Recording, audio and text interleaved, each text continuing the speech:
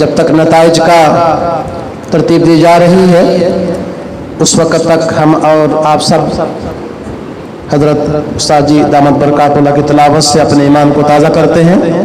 استاد جی تلاوت فرما رہے ہیں، آپ حضرات نظم و ضبط سے تشریف رکھیے.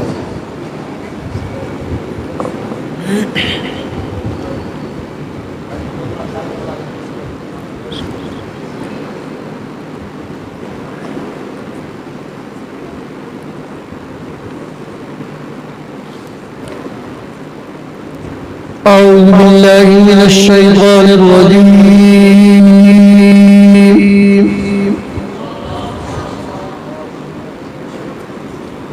بسم الله الرحمن الرحيم.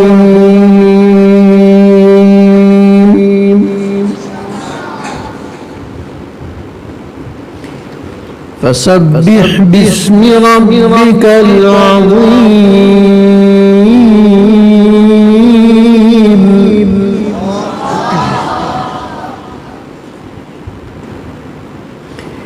فسبح باسم ربك العظيم.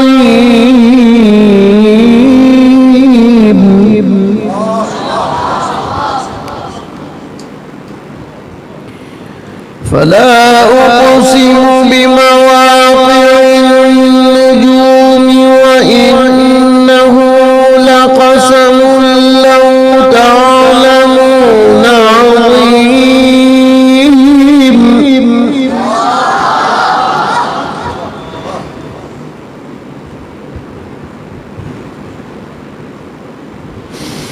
فلا أقسم بمواقع النجوم وإنه لقسم لو تعلمون عظيم.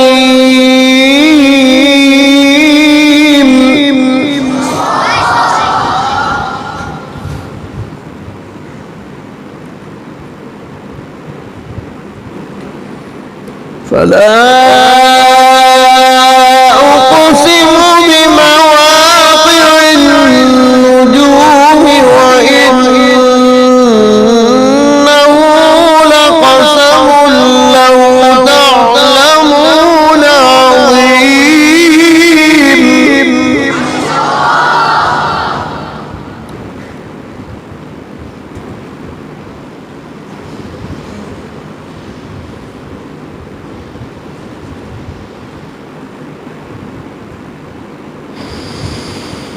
فلا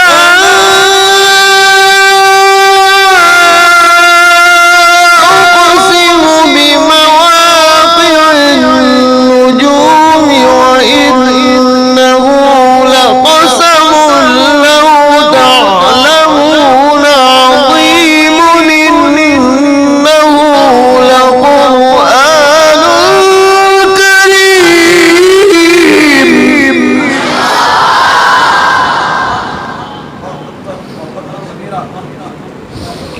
إنه لقرآن كريم في كتاب مكنون.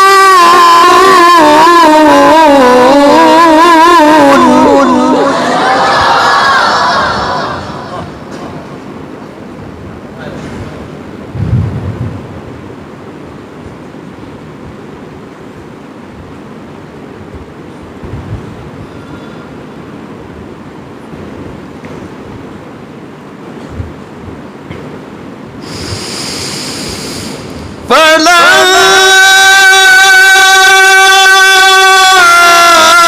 أقسم بموقع النجوم وإنه لقسم لو تعلمون عظيم. إنه لقرآن كريم.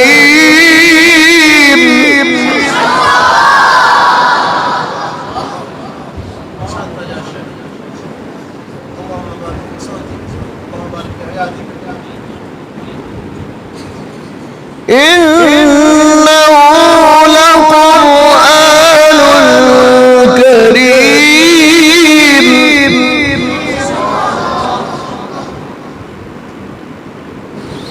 إنه لقرآن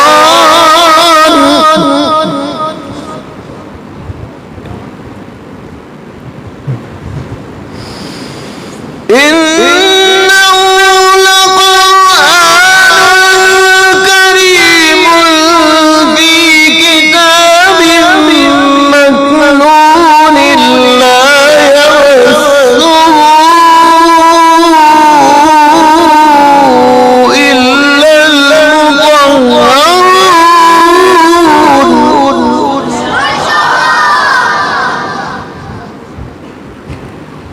تنزيل من رب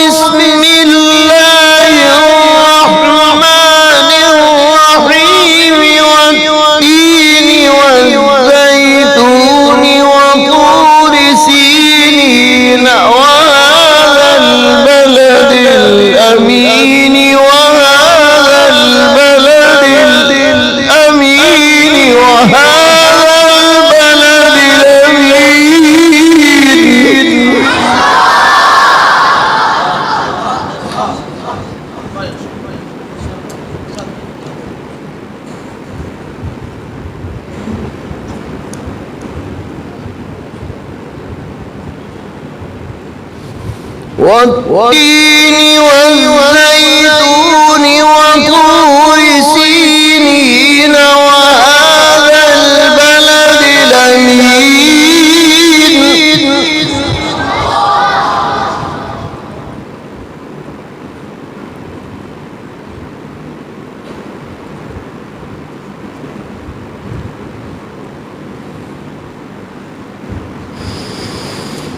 والتين والزيتون وطور سينين وهذا البلد الأمين لقد خلقنا الإنسان في أحسن تقويم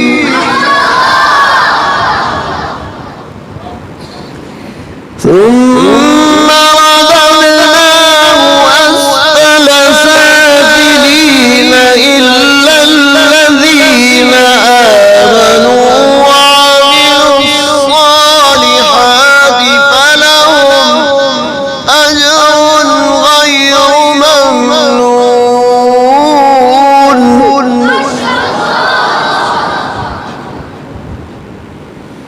فما يكذبك بعد بالدين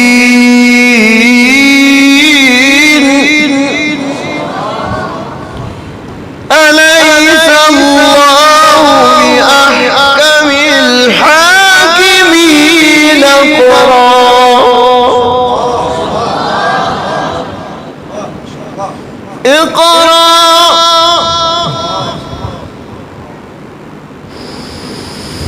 اقرأ باسم ربك الذي خلق الإنسان من علق اقرأ وربك الأكرم الذي علم بالقلم علم الإنسان ما لم يعلم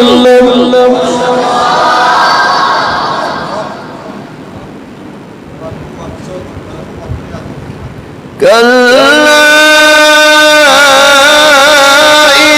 إن الإنسان ليطغى أن استغنى إن إلى ربك رجعي صدق الله العظيم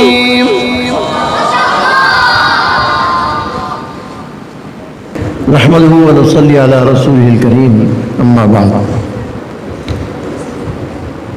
أعوذ بالله من الشيطان الرجيم بسم الله الرحمن الرحيم إنا نحن نزلنا الذكر وإنا له لحافظون صدق الله العظيم. قرآن حکیم کو اللہ تعالیٰ نے ایسی عظیم الشان کتاب بنایا ہے کہ جو قرآن یعنی مقروء بھی ہے، پڑھی جانے والی بھی ہے، اور مکتوب یعنی لکھی جانے والی بھی ہے. ذالک الکتاب، یہ کتاب بھی ہے. کتاب احکمت، کتاب فصلت، کتاب انزلناہ الیک. قرآن حکیم میں اس کے لیے بار بار کتاب کا لفظ استعمال کیا. کتاب کہتے ہیں لکھی ہوئی مکتوب کو، اور قرآن یقرأ سے ہے، پڑھی ہوئی. اذا قرأناہ فاتبع قرآنہ، جب ہم پڑھیں تو آپ ہمارا پڑھنے کا اتباع کریں. رسالت نام صلی اللہ علیہ وسلم نے وحی کے نازل ہونے کے بعد اس کی حفاظت کا اہتمام کیا، اور خود بھی ان آیات کو نہ صرف یہ کہ یاد کیا بلکہ دیگر صحابہ کو بھی یاد کرایا. سب سے پہلی وحی جو میں نے آپ کے سامنے ابھی آخری آیات پڑھی ہیں، یہ وحی جب نازل ہوئی تو آپ صلی اللہ علیہ وسلم نے گھر میں آ کر حضرت خدیجہ الکبریٰ کو سنائی، پھر حضرت ابوبکر صدیق کو سنائی، پھر حضرت علی کرم اللہ وجہ کو سنائی، پھر اپنے غلام زید بن ثابت کو سنائی.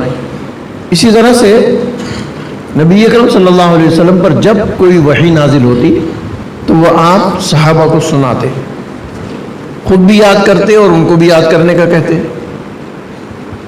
قرآن حکیم اس طرح سے سینے کے اندر محفوظ ہوتا رہا، اور اس کے ساتھ ہی ساتھ اس بات کا بھی حکم دیا کہ اس کو لکھو. ایک حدیث میں آتا ہے کہ زید کے بارے میں فرمایا ادعوا لی زیدا فلیجیء بالدوات والقلم، زید کو بلاؤ قلم دوات لے کر آئے اور وہ یہ آیت لکھیں. پھر زید ایک جگہ فرماتے ہیں کہ وَهُوَ يُمْلِي عَلَيَّ، وہ مجھے املا کراتے تھے. فَإِنْ كَانَ فِيهِ سَقْطٌ فَأَقَامَهُ، اگر اس میں کوئی کمی درست ہوتی، کوئی کمی بیشی ہوتی اسے درست کرتے. حضرت معاویہ جو کاتب وحی ہیں، ان کو آپ نے فرمایا کہ معاویہ بسم اللہ الرحمن الرحیم لکھو. بسم اللہ کو خوبصورت لکھو، با کو سین سے ملا کر لکھو، لفظ اللہ کو خوبصورت لکھو، لفظ الرحیم کو خوبصورت، الرحمن کو خوبصورت لکھو. تو آپ نہ صرف یہ کہ قرآن کو محفوظ کر رہے تھے بلکہ اس کی کتابت بھی کرا رہے تھے. اور 52 کاتبان وحی تھے جو قرآن پاک کی کتابت کرتے تھے. قرآن پاک کی کتابت کے لیے چونکہ کاغذ میسر نہیں تھا تو تختی کے اوپر لکھتے تھے، یا ہڈی کے اوپر لکھتے تھے، یا چمڑے کے اوپر لکھتے تھے، یا جھلی کے اوپر لکھتے تھے، یا کپڑے کے اوپر لکھتے تھے. اس طرح سے رسول اللہ صلی اللہ علیہ وسلم کی زندگی میں قرآن پاک سینوں میں بھی محفوظ ہوا اور ورقات میں بھی محفوظ ہوا. وہ ورقات جھلی کی صورت میں تھے، یا چمڑے کی صورت میں تھے، یا کپڑے کی صورت میں تھے. اس طرح سے مکتوب بھی تھا اور مقروء بھی تھا. چنانچہ صحابہ دور کرتے تھے باقاعدہ، اور حضور اکرم صلی اللہ علیہ وسلم ہر رمضان میں قرآن پاک کا دور کرتے. آخری مرتبہ آپ نے 2 مرتبہ دور کیا. تو صحابہ بھی دور کرتے تھے، سناتے تھے، سنتے تھے، اور حضور اکرم صلی اللہ علیہ وسلم خود بھی سناتے تھے، یاد کرتے تھے. یہی وجہ ہے امت میں 1400 سال سے آج تک قرآن پاک کا یہ دور کا سلسلہ چل رہا ہے. اور آپ نے دیکھا کہ اللہ نے کیسے چھوٹے چھوٹے بچوں کے سینوں کے اندر اس کو محفوظ کر دیا.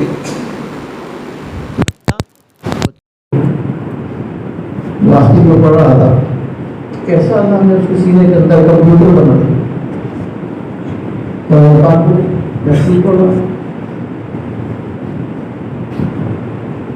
مکتوب بھی ہے.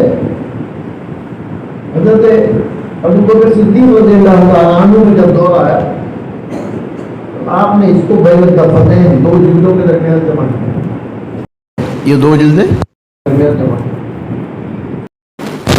اور طریقہ یہ رکھا کہ عمر فاروق رضی اللہ تعالیٰ عنہ کو حکم دیا کہ تم اور زید بن ثابت مسجد نبوی کے دروازے پر بیٹھ جاؤ اور صحابہ سے کہو کہ وہ آیات لے کر آئیں جو حضور اکرم صلی اللہ علیہ وسلم کے سامنے لکھی گئی تھی. شرط یہ ہے کہ انہو کتب بین یدی رسول اللہ صلی اللہ علیہ وسلم. ہم وہ آیت قبول کریں گے جو رسول اللہ صلی اللہ علیہ وسلم کے سامنے لکھی گئی ہو, اور 2 گواہ اس بات پر لے کے آؤ کہ یہ 2 گواہ گواہی دیں کہ ہمارے سامنے یہ لکھی گئی ہے. اس طرح سے آیات جمع ہونی شروع ہو گئی اور قرآن پاک غیر مرتب صورت میں جو آیت آئی وہ لکھ لی, جو آیت آئی وہ لکھ لی, ایک مجموعہ مرتب ہو گیا. یہ مجموعہ حضرت ابوبکر صدیق کی پہلی کاوش ہے, اس لیے اس کو کہتے ہیں جمع اول. حالانکہ اس سے پہلے رسول اللہ صلی اللہ علیہ وسلم کے زمانے میں صحابہ نے لکھی تھی آیتیں. اصل جمع تو وہ ہے, جمع اول ہے. ابوبکر صدیق نے پھر صحابہ سے نقل کی تو یہ اس اعتبار سے جمع ثانی ہے. پھر حضرت عثمان کا دور آیا تو حضرت عثمان نے اس حضرت ابوبکر کے نسخے سے 6 نسخے تیار کروائے اور وہ 6 نسخے مختلف ممالک میں بھیجے. مکے میں بھیجا اور ایک قاری اس کے ساتھ عبداللہ بن صاحب مخزومی بھیجے. شام میں بھیجا, اس کے ساتھ مغیرہ بن شہاب بھیجے. اسی طرح سے کوفے میں بھیجا عاصم جحدری. اسی طرح سے بصرے میں بھیجا. اسی طرح سے مدینہ منورہ میں خود حضرت عثمان نے اپنے پاس ایک نسخہ رکھا اور ایک نسخہ زید بن ثابت کے پاس رہا. اس طرح سے یہ نسخے جو ہے حضرت عثمان کے دور سے شروع ہو گئے.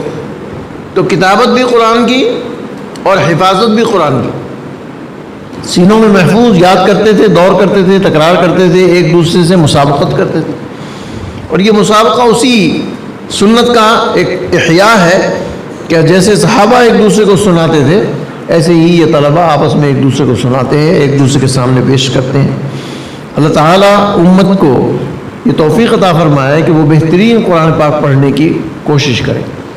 ماشاءاللہ ان بچوں میں بعض نے تو بہت اچھا پڑھا, تجوید کے اعتبار سے تو سبھی اچھے تھے. بعض بچوں کی غلطیاں آئی ہیں اور وہ غلطیاں کبھی کبھی مجمع کی وجہ سے بھی آ جاتی ہیں. کبھی کبھی استاد کا رعب ایسا ہوتا ہے کہ اس کی وجہ سے بھی غلطی آ جاتی ہے.